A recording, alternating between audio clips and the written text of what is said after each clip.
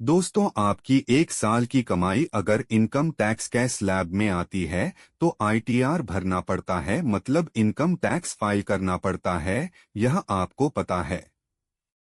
लेकिन कुछ ऐसी भी बातें हैं जिसमें आपको इनकम टैक्स भरना पड़ता है, यह जानेंगे।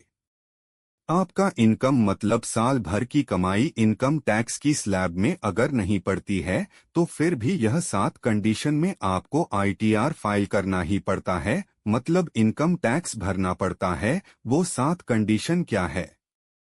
पहला है परदेश में प्रॉपर्टी होना या उससे इनकम मिलना। परदेश के कंपनी में आप इन्वेस्टमेंट करते हैं और उससे आपको प्रॉफिट मिलता है, तो इस केस में आपके धारा 139(1) परदेश की कंपनियों के बॉन्ड, शेयर्स या परदेश में घर से ब्याज या रेंट ऐसा इनकम मिलता है तो रिटर्न भरना जरूरी है। दूसरा है परदेश में सफर के लिए 2 लाख खर्च। आप अगर परदेश में सफर करते हैं और उसका खर्चा 2 लाख या उससे ज्यादा आता है तो आपको रिटर्न दाखिल करना पड़ता है। पूरे साल में किया गया खर्च इसमें आता है। नंबर 3 है 1 लाख से ज्यादा बिजली का बिल। करदाता को अगर बिजली का बिल एक ही टाइम में या उससे ज्यादा 1 लाख से ज्यादा बार है तो उसका रिटर्न भरना पड़ता है। नंबर 4 है ज्यादा टीडीएस या टीसीएस। इनकम टैक्स डिपार्टमेंट ने अप्रैल 2022 में निकले हुए अधिसूचना के अनुसार 25,000 से ज्यादा टीडीएस या टीसीएस जिनका कटौती हुई है,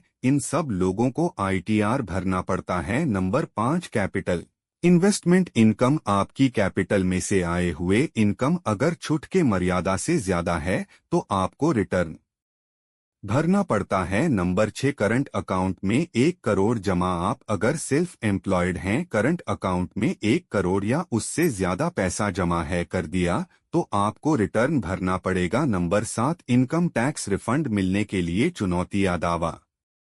कभी कभी आपकी इनकम में से ज्यादा टैक्स की कटौती की जाती है। ऐसी कंडीशन में इनकम टैक्स रिफंड के ऊपर आप दावा करने के लिए आपका सालाना इनकम टैक्स के स्लैब में नहीं बैठता। फिर भी ऊपर के या 7 बातों में से कोई भी एक बात आपने की होगी या आप पर लागू होती है तो फिर आपको आईटीआर रिटर्न भरना ही पड़ेगा। इनकम टैक्स भरना पड़ता है और एक्सपर्ट ऐसा कहते हैं 31 जुलाई के अंदर आईटीआर दाखिल करना पड़ता है। नहीं किया तो पेनल्टी भरना पड़ता है, इसलिए वक्त पर आईटीआर भर कीजिए।